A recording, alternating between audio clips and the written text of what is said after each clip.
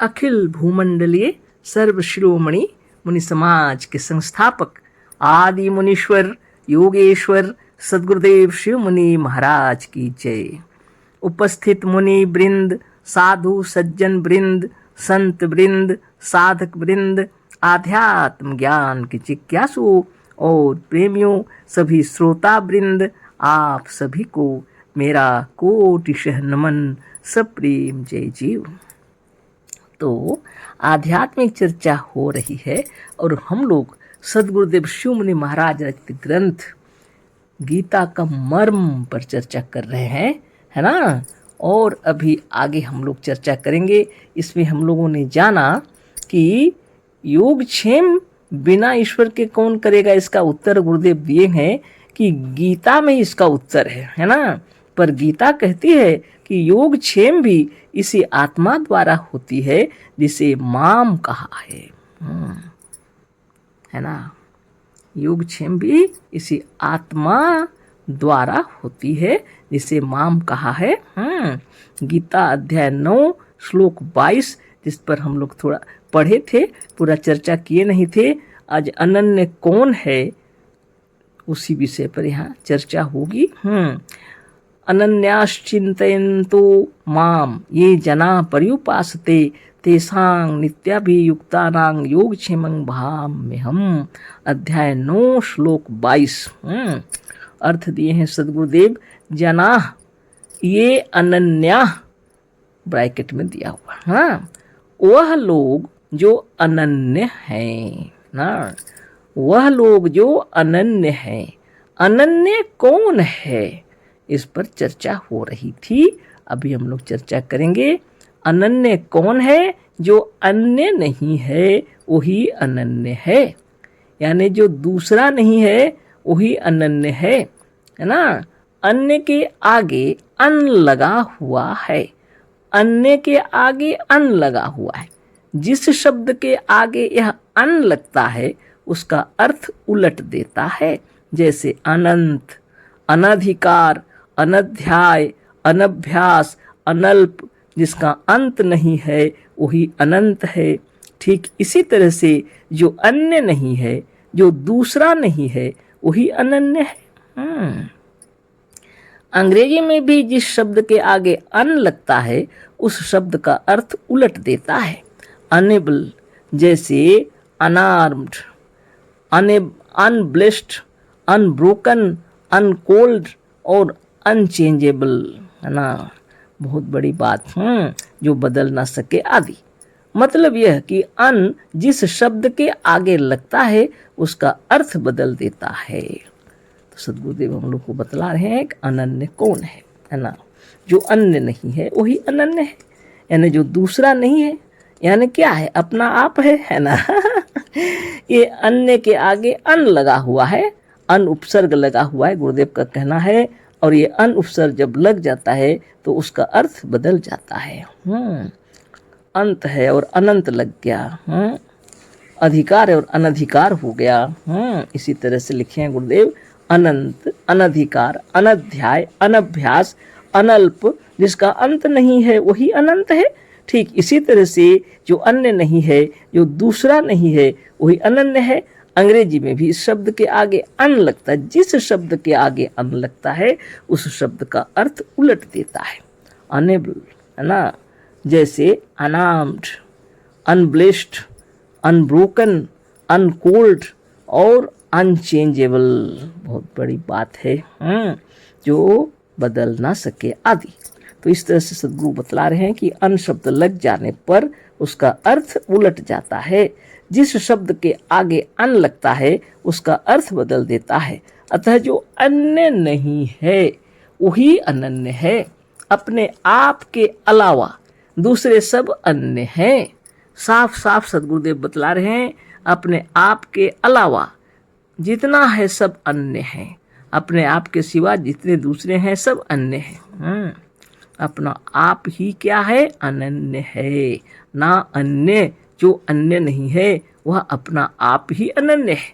यदि ईश्वर ऐसा है कि वह अपना आप, अपना निज या अपना स्वयं नहीं है, तो वह चाहे कितना बड़ा हो, कितना हूँ ज्ञानी हूँ, कितना हूँ शक्तिमान हूँ, वह अन्य है ना। बाप रे बाप, बहुत बड़ी बात गुरुदेव बतला रहे हैं। यदि ईश्वर ऐसा है कि वह अपना आप, अपना निज या अपना स्वयं नहीं है, तो वह चाहे कितना हूँ बड़ा हो, कितना हूँ ज्ञानी हो, कितना हूँ शक्तिमान हो, वह अन्य है। यदि वह अन्य है, उसे हमारा क्या लाभ होगा बताइए। कोई कितना हूँ बड़ा हो, कितना हूँ शक्तिशाली हो, कितना हूँ ज्ञानी हो, लेकिन वह अपना आप नहीं है, वह कोई दूसरा है, अन्य है, तो हमारा लाभ क्या है उससे। अतः अपना आप ही अनन्य है, अपना जीव ही और अपनी आत्मा ही अनन्य है। हमने ऊपर जो गीता के श्लोक दिए हैं उससे सिद्ध है कि गीता में जो माम शब्द है वह अपने आप के लिए है, हमारे अपने स्वयं के लिए है और जीव या आत्मा के लिए है। वही इस श्लोक में भी कहा जा रहा है कि अनन्याश्चिन्तयन्तो माम ये जनाः पर्युपासते तेषां नित्याभियुक्तानां योगक्षेमं भजाम्यहम्। गीता अध्याय 9 श्लोक 22, जो अभी हमने थोड़ी देर पहले भी पढ़ा था, वही बात है यहाँ पर। सदगुरुदेव कह रहे हैं इस माम को, जो अन्य नहीं है, अनन्य है, अपना आप है, अपनी आत्मा है, इसे चिंतन करता हुआ, इसे तत्व से जानता और समझता हुआ जो अपने आप की आत्मा की उपासना करता है, उसी ऐसे नित्य युक्त उपासक का यह अहम ही योगक्षेम करता है। धन्य आत्मा। इसलिए आप और हम सभी को ध्यान रखना चाहिए, नित्य योगाभ्यास करते रहना है ना। बहुत बड़ी बात है। यह माम है, अपना आप है, और इसी आत्मा का चिंतन करते हुए, इसी आत्म तत्व को समझते हुए, अपनी आत्मा का उपासना करते हुए जो नित्य युक्त उपासक है वह अहम ही योगक्षेम करता है। यदि हम लोग नित्य योगाभ्यास करेंगे तो हमारी आत्मा ही हमारी रक्षा करेगी, हमारी जो इच्छा है वो पूर्ण भी होगी और वो भी रक्षा भी होगी, है ना। इसलिए योगक्षेम कौन करते हैं? हमारी आत्मा जो अनन्य है, हमारा माम, हमारा अपना आप, यही योगक्षेम करता है ना। अहम ही योगक्षेम करता है। तो नित्य युक्त के बारे आगे पढ़ते हैं। यहाँ आत्मा के उपासक को नित्य युक्त क्यों कहा है? जो आत्मा की उपासना करते हैं, जो आत्मा के उपासक हैं, उन्हें नित्य युक्त कहा है। बात यह है कि और लोगों से हम लोग कभी मिलने पर युक्त होते हैं और युक्त होने पर भी कभी न कभी बिछुड़ जाते हैं, पर अपने आप से, अपने निज से हम नित्य युक्त हैं, सदा सर्वदा युक्त हैं। अतः आत्मा की उपासना करने वाला ही अपने उपास्य देव से नित्य युक्त है, क्योंकि वह तो अपना आप ही है, उसे अलग कैसे होंगे। अपने आप से प्रत्येक अपना आप नित्य युक्त है। अपनी आत्मा से प्रत्येक आत्मा या जीव नित्य युक्त है।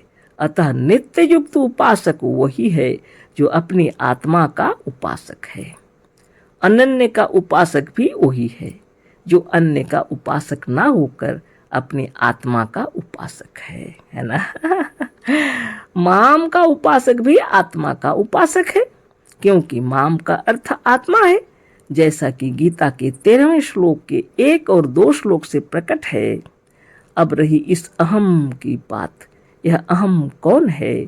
जो आत्मा की उपासना करने पर योगक्षेम करता है। अब देखो गीता का अहम कौन है। गीता के भीतर जो बार बार अहम शब्द आया है, इस अहम शब्द का अर्थ क्या है ना। गीता ने इसे भी बतला दिया है। गीता के निम्नलिखित श्लोक को देखो। अहमात्मा गुडाकेश सर्वभूताशे स्थितः। हे गुडाकेश, अहम यह आत्मा है जो सब प्राणियों के हृदय में स्थित है।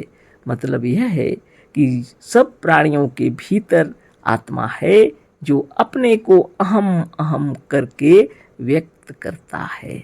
दीजिए, है ना। साफ हो गया, सारी बातों साफ कर दिए गीता के अंदर ही, है ना। तो हम लोगों ने जाना अनन्य कौन है, स्वयं अपना आप, हमारी आत्मा अपना निज, है ना। और यह नित्य युक्त भी है। हम लोग कभी किसी से मिलते हैं, नित्य युक्त नहीं रहते, कभी कभी युक्त होते हैं और कभी बिछुड़ भी जाते हैं। गुरुदेव कह रहे हैं वह नित्य युक्त कैसे हो सकता है। और जो नित्य युक्त है वही योगक्षेम करता है। वह कौन है, हमारा अंतरात्मा, हमारी अंतरात्मा, हमारा अपना आप। अतः आत्मा की उपासना करने वाला ही अपने उपास्य देव से नित्य युक्त है। जो अपनी आत्मा की उपासना करते हैं यही अपने उपास्य देव से नित्य युक्त हैं। हम हो या आप नित्य जब निरंजन हो, हम जगदीश्वर हो, हम जपते हैं ना, तो यही नित्य युक्त हैं। और नित्य चक्र भेदन करते हैं, प्राणायाम करते हैं, प्रणव करते हैं, है ना, मंत्र शिवोहम का जाप करते हैं, आप नित्य युक्त रहते हैं, है ना। हमेशा आप योगाभ्यास कर रहे हैं या नहीं कर रहे हैं, उस वक्त भी आप नित्य युक्त ही हैं। अपनी आत्मा से अलग कौन हो सकता है? कौन हो सकता है? कोई भी नहीं, है ना। शरीर छूटने से छूट जाता है यहीं पर, लेकिन तब भी हम लोग नित्य युक्त रहते हैं। अपने सूक्ष्म में भी, अपने स्थूल में भी हम अपनी आत्मा से युक्त रहते हैं। अपनी आत्मा से प्रत्येक आत्मा या जीव नित्य युक्त है। अपनी ही आत्मा से प्रत्येक आत्मा या जीव नित्य युक्त है। अतः नित्य युक्त उपासक वही है जो अपनी आत्मा का उपासक है। तो जो अपनी आत्मा का उपासक है वही नित्य युक्त है। अनन्य का उपासक भी वही है। जो अन्य का उपासक ना होकर अपने आत्मा का उपासक है। माम का उपासक भी आत्मा का उपासक है, क्योंकि माम का अर्थ आत्मा है ना। पहले से ही हम लोग को दिखा दिए थे सदगुरुदेव। और गीता के अध्याय 13वें और श्लोक 1 और 2 श्लोक से प्रकट है ना। 13वें अध्याय के 1 और 2 श्लोक में भी वो लोग दिखा दिए थे हम लोग को कि हम कौन है, और आत्मा की उपासना करने पर क्या होता है, योगक्षेम होता है। कौन ये योगक्षेम करते हैं? आपकी आत्मा स्वयं। इसलिए नित्य युक्त रहने के लिए नित्य योगाभ्यास करने से आत्मबल, मनोबल, ज्ञान बल, योग बल बढ़ता है और आपकी समस्त इच्छाएं पूरी होती हैं। और वो आपकी जो इच्छा पूरी होती है वह दीर्घ काल तक रहती भी है ना। ऐसा नहीं कि मिला और नष्ट हो गया। योगक्षेम करने वाली शक्ति आप स्वयं हैं, लेकिन इसके लिए ध्यान और तपस्या करते रहना चाहिए ताकि आपका मनोबल बराबर बना रहे, है ना। तो कल फिर चर्चा होगी। बहुत समय हो गया। अशेष धन्यवाद, कोटिशः नमन। सब प्रेम जय जीव। सदगुरुदेव शिव मुनि महाराज की जय।